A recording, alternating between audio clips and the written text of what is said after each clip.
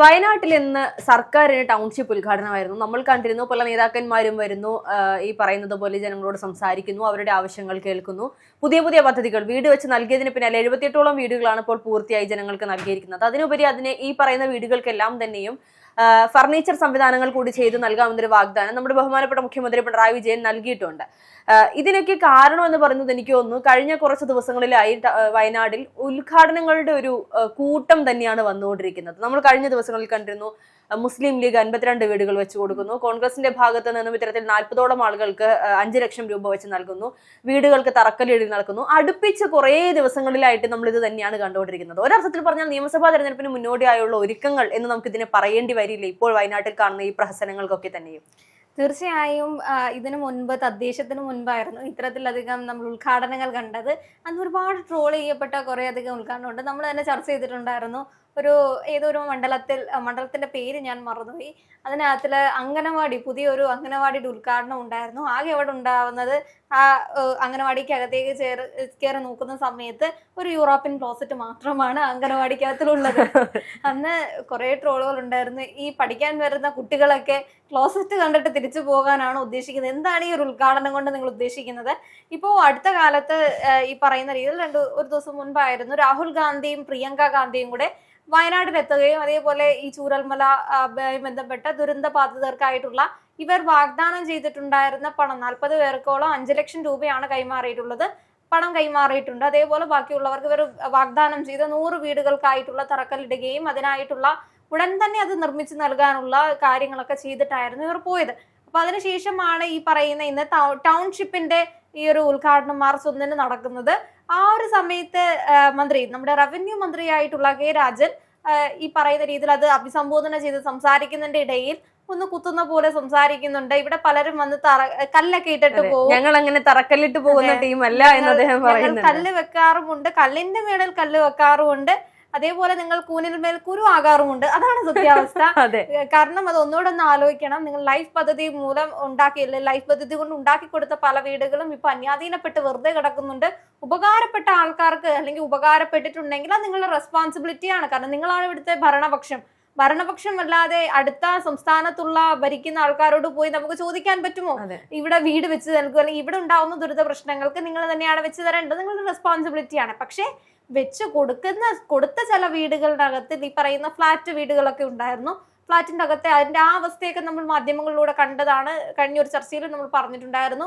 ഈ പറയുന്ന കക്കൂസ് മാലിന്യങ്ങൾ മുകളിലത്തെ നിലയിൽ നിന്ന് താഴേക്ക് വീഴുന്ന ഒരു അവസ്ഥ, അതേപോലെ വളരെ ശോചനീയമായ അവസ്ഥയിൽ നിൽക്കാൻ പറ്റാത്ത രീതിയിൽ കിട്ടിയ വീടുകളും ഉണ്ടായിരുന്നു. അപ്പൊ അതിനുള്ള ഉത്തരം ആരാണ് പോയി പറയുന്നത്? കല്ലിന്മേൽ കല്ല് വെക്കുന്നതൊക്കെ നല്ലതാണ്, പക്ഷെ ആ വെക്കുന്ന കല്ലുകൾക്ക് ഉണ്ടാർക്കെങ്കിലും ഉപകാരമുണ്ടോ എന്ന് കൂടെ നോക്കേണ്ടതുണ്ട്. പിന്നെ ഈ പറയുന്ന രീതിയിൽ വയനാട്ടിൽ നിന്ന് ഒരുപാട് ദൃശ്യങ്ങൾ പുറത്തേക്ക് വരുന്നുണ്ട്. ഈ മന്ത്രിയെ കാണുന്ന സമയത്ത് ഈ പറയുന്ന കെട്ടിപ്പിടിച്ച് കരയുന്നു, അതേപോലെ താക്കോൽ ദാനവുമായൊക്കെ ബന്ധപ്പെട്ട് ഇമോഷണൽ ആയിട്ട് കരയുന്നത് തന്നെ ആയിരിക്കാം. കാരണം കുറെ നാളായിട്ട് ഈ പറയുന്ന ഒരു വർഷമാണെങ്കിലും ഈ പറയുന്ന രീതിയിൽ ഈ പറയുന്ന ദുരന്തം എന്നൊക്കെ പറയുന്നത് ഒരു സ്പോട്ടിൽ ഉണ്ടാവുന്ന ഒരു കാര്യമാണ്. നമ്മൾ ആരും പ്രതീക്ഷിച്ചിരിക്കാൻ ഉണ്ടായതൊന്നും അല്ല. ആ സമയത്ത് തന്നെ എല്ലാം നഷ്ടപ്പെട്ട് ക്യാമ്പുകളിലേക്ക് പോയ ആൾക്കാർ, അതേപോലെ ലൈഫ് പദ്ധതിയിൽ തന്നെ ക്യാമ്പുകളിൽ തുടരുന്ന ആൾക്കാരും ഉണ്ടായിരുന്നു എന്നൊക്കെ നമ്മൾ കേട്ടിട്ടുണ്ട്. അപ്പൊ അതൊക്കെ ആ ഒരു അവസ്ഥയിലേക്ക് നമ്മൾ പോകുമ്പോൾ മാത്രമേ നമുക്ക് അറിയാൻ പറ്റുള്ളൂ. നമ്മുടെ എല്ലാം നഷ്ടപ്പെട്ട് നമ്മൾ ഒരു ദിവസം ഒരു രാത്രി നമ്മളുടെ ഒപ്പം കുറെ ഉള്ളതിൽ എന്നുവെച്ചാൽ നമ്മുടെ കൂടെ ഉള്ളവരിൽ പോലും പലരെയും നഷ്ടപ്പെട്ട് അതിൽ കുടുംബാംഗങ്ങളെ നഷ്ടപ്പെട്ട് നമ്മളൊരു ക്യാമ്പിലേക്ക് പോകുന്നു. ക്യാമ്പിന്റെ അന്തരീക്ഷത്തിൽ ഒന്ന് ഉടുത്തു മാറാനുള്ള തുണി പോലും അല്ലെങ്കിൽ മറ്റു സ്ഥലങ്ങളിൽ ഈ പറയുന്ന ദാനം കിട്ടുന്നതിനായി വെയിറ്റ് ചെയ്ത് നിൽക്കുന്നു. അങ്ങനെ ഒരുപാട് സാഹചര്യങ്ങളോട് കടന്നു പോയിട്ടുള്ള ആൾക്കാരായിരിക്കും. അതുകൊണ്ടായിരിക്കും അത്ര വികാരതീതമായി മന്ത്രിയെ കണ്ടിട്ട് അവർ ഈ പറയുന്നത് കെട്ടിപ്പിടിച്ച് കരഞ്ഞതൊക്കെ. കാരണം അവർക്ക് കിട്ടുന്ന ഓരോ കാര്യവുമാണെങ്കിലും അവരുടെ ഔദാര്യമല്ല, അത് നിങ്ങളുടെ അവകാശം തന്നെയാണ്. അവകാശം നിങ്ങളിലേക്ക് എത്താൻ കാലതാമസം ഉണ്ടായി എന്നുള്ളതാണ് സത്യാവസ്ഥ. അതിപ്പോഴെങ്കിലും മന്ത്രി കൊടുത്തിട്ടുണ്ടെങ്കിൽ അത് വളരെ നല്ലൊരു കാര്യം തന്നെയാണ്. അല്ല, ഇവിടെ ഈ പറയുന്ന സർക്കാരിന്റെ ഈ ഒരു നല്ല കാര്യം തന്നെയാണ്. ടൗൺഷിപ്പ് നല്ലൊരു തീരുമാനം തന്നെയാണ്. 78 വീടുകൾ അവർ തുറന്നു കൊടുത്തെങ്കിൽ വളരെ അത്രയും ജനങ്ങൾക്ക് അവിടെ ഒരു മനസ്സമാധാനത്തോടു കൂടി ഇനി കിടക്കാൻ സാധിക്കട്ടെ നമുക്ക് പറയാൻ സാധിക്കും. അതിനേക്കാൾ ഉപരി ഇവർ പറയുന്നത് ഇവരുടെയൊക്കെ വീട്ടിൽ നിന്ന് കൊണ്ടുവന്നതല്ല, ഇവിടെ CPM പ്രവർത്തകരുടേത് മാത്രം, CPM നേതാക്കന്മാരുടേത് മാത്രമല്ല ഈ വീടുകൾ എന്നുള്ളത് ഒന്നുകൂടി ഓർക്കേണ്ടതാണ്. ഇവിടെയാണ് വി ഡി സതീശൻ പറഞ്ഞൊരു പ്രസ്താവന. അതായത് വി ഡി സതീശൻ ഉൾപ്പെടെയുള്ള സിറ്റിംഗ് MLA മാരുടെ ആയിട്ടുള്ള ഈ പറയുന്ന പണം അതും ഈ വീടുകളിൽ ഉണ്ട് എന്നുള്ളത്. കോൺഗ്രസിന്റേതെന്നോ CPM-ന്റേതെന്നോ ഭേദമില്ലാതെ, താരതമ്യ ഭേദമില്ലാതെയാണ് ഇവരെല്ലാവരും പണം നൽകിയിരിക്കുന്നത് ഓരോ മാസത്തെ ഓണറേറിയം. അതെ, തീർച്ചയായും പറയുന്ന ദുരിതാശ്വാസ നിധിയിലേക്ക് ഈ മികച്ച നടന്മാരെ ഈ പറയുന്ന പണം അയച്ചു കൊടുത്തിട്ടുണ്ടായിരുന്നു. അതേപോലെ തന്നെ നമ്മുടെ സംസ്ഥാനത്തുള്ള അല്ലെങ്കിൽ കേരളത്തിലുള്ള നടന്മാരെക്കാട്ടും ഉപരി പുറത്തുള്ള ബാക്കിയുള്ള സംസ്ഥാനങ്ങളിൽ ടോളിവുഡ് ആണെങ്കിലും അതേപോലെ ബോളിവുഡ് ആണെങ്കിലും അവിടെ നിന്നൊക്കെ ഒരുപാട് ഫണ്ടുകൾ കിട്ടിയിട്ടുണ്ടായിരുന്നു. അതോടൊപ്പം തന്നെ നിങ്ങൾ ആലോചിക്കേണ്ട ഒരു ഫാക്ടർ ഉണ്ട്. നിങ്ങളുടെ തന്നെ ഒരു ബഡ്ജറ്റ് നമ്മൾ കേട്ടിട്ടുണ്ടായിരുന്നു. ഈ പറയുന്ന മുണ്ടക്കൈ ചൂരൽമല ദുരന്തത്തിന് ശേഷം ആ ഒരു സമയത്ത് വളണ്ടിയേഴ്സ്മാർക്കും അതേപോലെ വേസ്റ്റ് ശേഖരണത്തിനും ഒക്കെയായി ഇത്രയധികം കോടികളുടെ ബഡ്ജറ്റ് ഒന്നും വേണ്ടിയിരുന്നില്ല. ഇത്ര കാലതാമസം എടുത്ത് ഇവർക്ക് വീട് വെച്ചു കൊടുക്കാമെന്ന് ഒന്നുകൂടെ ഓർമ്മിപ്പിക്കുകയാണ്. കാരണം വളണ്ടിയേഴ്സിനെ കൊണ്ടുവന്നതിനൊക്കെ 10 കോടിയും 20 കോടിയും 50 കോടിയും ഒക്കെ എഴുതി വിടുമ്പോൾ ഈ പറയുന്ന ഒരു വീടിന് ഒരു 5 ലക്ഷം മുതൽ 10 ലക്ഷത്തിന്റെ അകത്ത് വരെ ചെലവുകൾ മാത്രമേ വരുന്നുള്ളൂ. ഇനിയിപ്പോ പറയുന്ന ഈ പണിച്ചെലവുകളാണെങ്കിലും എല്ലാം കൂടെ എടുക്കുകയാണെങ്കിലും നിങ്ങളുടെ ഭാഗത്ത് നിന്ന് അത്ര ചെലവുകൾ മാത്രം കുറഞ്ഞേ വരുന്നുള്ളൂ. അതേപോലെ അത്രയധികം ഫണ്ടുകൾ നിങ്ങളുടെ ദുരിതാശ്വാസ നിധിയിലേക്ക് എത്തിയിട്ടുണ്ടായിരുന്നു. ഈ പറയുന്ന നിങ്ങളുടെ ഈ സർക്കാരിന്റെ കടമൊന്നും ഇതിനകത്ത് ബാധിക്കുന്ന ഒരു കാര്യമല്ല. നമ്മൾ ഉൾപ്പെടെയുള്ള പല സാധാരണക്കാരും ഈ പറയുന്ന നേരത്തെ ആതിര സൂചിപ്പിച്ചതുപോലെ പല സമൂഹത്തിൽ അത്രത്തോളം സെലിബ്രിറ്റികളായി നിൽക്കുന്ന ഒരുപാട് ആളുകൾ, അവരുടെ 100 ആയിക്കോട്ടെ 50 ആയിക്കോട്ടെ 1 ലക്ഷം ആയിക്കോട്ടെ, എത്രയോ രൂപ നമ്മൾ ആ സമയത്ത് കണക്കുകൾ കണ്ടിരുന്നു. ഓരോ നടന്മാരും ഓരോ താരങ്ങളും ഓരോ നടിമാരും ഇത്ര രൂപ വെച്ച് നൽകി എന്നുള്ള കണക്കുകൾ നമ്മൾ കണ്ടതാണ്. അപ്പോഴൊക്കെ നമ്മൾ ചോദിച്ചിരുന്നു എന്നിട്ട് ഈ പണമൊക്കെ എവിടെ എന്നുള്ളത്. ഇപ്പോൾ ഈ ഒരു വീട് വെച്ച് നൽകുമ്പോൾ അത് സർക്കാരിന്റെ ഒരു നേട്ടമായി കാണിക്കാൻ ഉദ്ദേശിക്കുന്നുണ്ടെങ്കിൽ അതൊരിക്കലും നടക്കില്ല. അതൊരിക്കലും സർക്കാരിന്റെ അല്ലെങ്കിൽ CPM-ന് PR ആക്കാൻ സാധിക്കില്ല എന്നുള്ളതാണ് യാഥാർത്ഥ്യം. തീർച്ചയായും ഈ പ്രളയവുമായി ബന്ധപ്പെട്ട് നമ്മൾ കണ്ടൊരു കാര്യമാണ്. പ്രളയത്തിനകത്തിൽ തന്നെ വീടുകൾ കിട്ടാതെ പോയി, ലൈഫ് പദ്ധതിയിൽ വീടുകൾ ഉൾപ്പെടുത്താതെ പോയ വീടുകളുണ്ട്. കാരണം ഈ പറയുന്ന ഭാഗികമായിട്ടുള്ള പ്രശ്നം, വീടുകൾക്കുണ്ടായിരുന്ന പ്രശ്നം, പൂർണ്ണമായി തകർന്നു പോയ വീട്, അതേപോലെ ചെറിയ രീതിയിലുള്ള പരിക്കുകൾ പറ്റിയ വീട്, ഇതിനകത്തിലൊക്കെ വേറെ അല്ലെങ്കിൽ ഒരു വ്യത്യാസപ്പെട്ടിട്ടാണ് പൈസ കൊടുത്തുകൊണ്ടിരുന്നത് ലൈഫ് പദ്ധതിയിൽ. ആദ്യ ഗഡുവായിട്ട് 1 ലക്ഷം രൂപ, രണ്ടാം ഗഡു 1 ലക്ഷം, അങ്ങനെയാണ് കൊടുത്തുകൊണ്ടിരുന്നത്. അപ്പോൾ ആ പദ്ധതിയിൽ വീട് പൂർണ്ണമായി നിർമ്മിച്ചു കൊടുക്കുന്ന ആ സാഹചര്യം എന്ന് പറയുന്നത് വളരെ കാലതാമസം എടുത്ത് തന്നെയാണ് നടന്നിട്ടുള്ളത്. ഈ പറയുന്ന പൈസ കൊടുക്കുന്ന രീതി തന്നെയാണെങ്കിൽ വളരെയധികം അഴിമതിനകത്ത് നടന്നിട്ടുണ്ടെന്നാണ് സത്യാവസ്ഥ. ഈ പറയുന്ന ഭാഗികമായി തകർന്ന വീട്ടിന്റെ അകത്തിൽ വീണ്ടും അവർ ജീവിക്കേണ്ട അവസ്ഥയാണ്.